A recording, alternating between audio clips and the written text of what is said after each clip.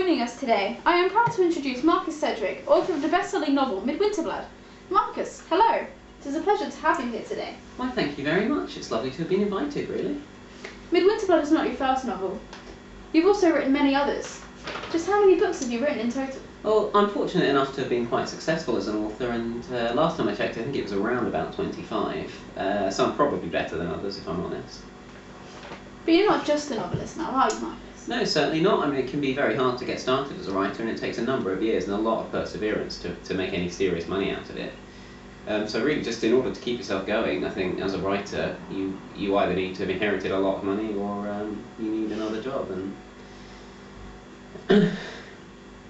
for me, certainly, I really had to work at it. And so, you know, I've done a number of other things. I've worked on graphic novels, although they're really just novels as well, but with pictures. And I'm doing a bit of work in the film industry. I've also lectured in creative writing, which was fun, and I was once passed by university's writer-in-residence, and still not entirely sure what that title means, but they gave me money for it, so there we go. Now that's impressive. But anyway, you're here today to talk about your book Midwinter Blood. Well, I hope so, because I've not prepared anything else. So will you tell us a little about it? Certainly. Midwinter Blood tells the story of these two characters, Eric and Merle, throughout their 7 lives. And, you know, throughout each life, they're provided with new and difficult challenges which their love has to overcome throughout different historical settings as their souls search to be reunited. That's an interesting idea. And what inspired you to write the story? Well, I was on holiday in Sweden one day, and I wandered into the National Museum in Stockholm, and I saw this incredible painting called Midwinter Blood by an artist called Carl Larsson. It really was just so powerful and so amazing. It really spoke to me, and I really would, if you're ever in Sweden, I really would advise you to head to Stockholm and pop into the National Museum and really see this picture, because it's just such a powerful, incredible picture. And I just looked at the characters in the painting and I thought, I wonder what their stories are. And I decided to put forward my own version of their stories. So you mentioned before that these characters have 7 lives. Now, can you tell us why this is?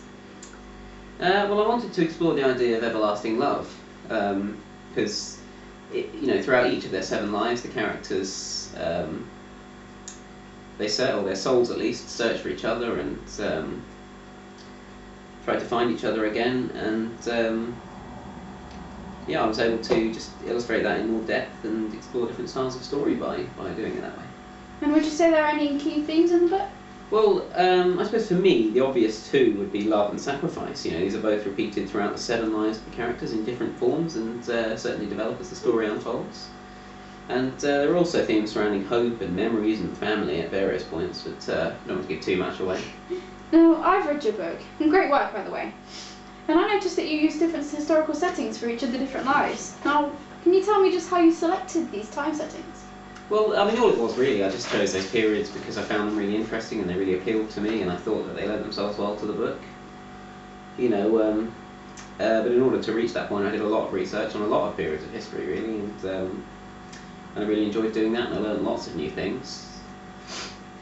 And another great thing about this book was it really gave me the opportunity to explore different ways of writing, from, you know, historical to sort of to futuristic, and I really enjoyed doing that. And I was able to throw a little fantasy in for good measure, even put a vampire in there. And I must say, I have to, you know, if I do say so myself, but you know, it's much better than Edward Cullen. So why do you think people should read your book? Because I make a lot of money if you do.